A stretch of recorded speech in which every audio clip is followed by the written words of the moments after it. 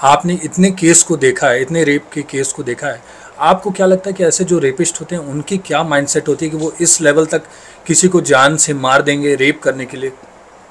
देखिए, एक चीज़ तो ये है कि इसमें मैं जनरली मैंने देखा है, ये बेटर आपको जो डॉक्टर्स हैं जो इस सारे फील्ड के, वो बेटर बता पाएंगे कि मानसिकता क्या होती है। लेकिन मैंने एक चीज़ देखी है कि जिस भी ये अपराधी हैं, ये जिस बेटी के साथ अपराध करे उसको ये as a human being consider ही नहीं करते। चाहे वो निर्भया केस की बात करें, जिस तरीके से उनके साथ क्रूअलिटी की गई, तो वो एक एनिमल वाली जो है, जानवर वाली जो मानसिकता है, वो मानसिकता उनके दिमाग में रहती है। वो फ्रंट से कुछ भी दिखें, सोसाइटी के बीच में घूम रहे, लेकिन वो जानवर वाली मानसिकता लिए घूम रहे हैं। तभी जब उनको मौका मिलता है, और ऐसी हमारी कोई बेटियां ऐसे प्लेस पर या कहीं पर भी, बस में, स्कूल कॉलेज में, कहीं पर भी होती हैं, तो उनके साथ ये अपराध होता है। तो ऐसी मानसिकता वाले लोगों की वो मानसिकता क्यों पनप रही है? क्या हमारी अपब्रिंगिंग में वो कमी है?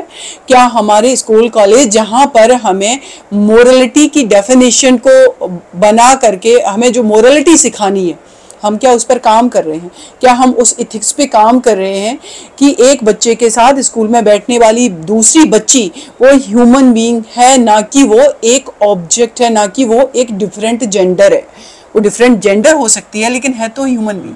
तो हम उसके प्रति उसको सेंसिटिव नहीं बना रहे हैं, और उस बेटी को हम उस तरीके से नहीं बना रहे कि वो सोसाइटी का मेन रोल में आ सके। उसको हम अपब्रिंगिंग में एक को गुड़िया दे रहे हैं, दूसरे को वेपन दे रहे हैं। तो जो गुड़िया है वो सेंसिटिव है, जो वेपन लिए है वो बाहुबली है, और बाहुबली क्या करता है? वो क्राइम कर रहा है। तो ये बहुत सारे एंगल पे मुझे लगता है ग्रास रूट लेवल पे काम करने की ज़रूरत है। और सबसे बड़ी बात है कि हमने अभी इस केस की बात करें या निर्भया केस की भी बात करें, जितने भी केसेस मेरे पास मैं हैंडल कर रही हूँ, एक केस का एग्जाम्पल दूंगी।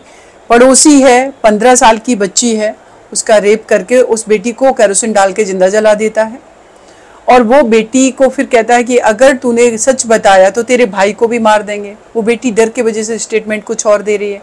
बाद में जब वो दूर होते हैं तो वो सच बताती है। उसमें मैं केस फाइट करी, मेरी जान को खतरा है। जो दूसरे काउंसिल को खड़ा किया, उनकी जान को खतरा है। डॉक्टर्स बयान देने आ रहे, उनकी जान को खतरा है। तो ये लड़ाई तो अपराधियों को सजा दिलाने की तो बाद में हो जाती, पहले तो फिर कहीं कहीं अपने आप को प्रोटेक्ट करने की हो जाती है। ट्रायल को सही से जो केस है उसका ट्रायल सही कराने की हो जाती है। और उससे भी पहले ज़रूरी है, निर्भया केस की बात करें, अभी ये वेस्ट बंगाल में हमारी डॉक्टर बेटी के साथ जो अपराध हुआ उसकी बात करें, या हजारों बेटियों की बात करें, ग्रास रूट लेवल पे काम ये करना है कि हमें इन्वेस्टिगेशन नहीं चाहिए, हमें पुलिस नहीं चाहिए, हमें हमारी डिग्निटी के साथ जीवित रहने का अधिकार है। हमें वो प्रिवेंटिव रिलीफ चाहिए जिससे हमारे खिलाफ क्राइम ही ना हो। तो उस एंगल पे तो हम काम ही नहीं कर रहे हैं।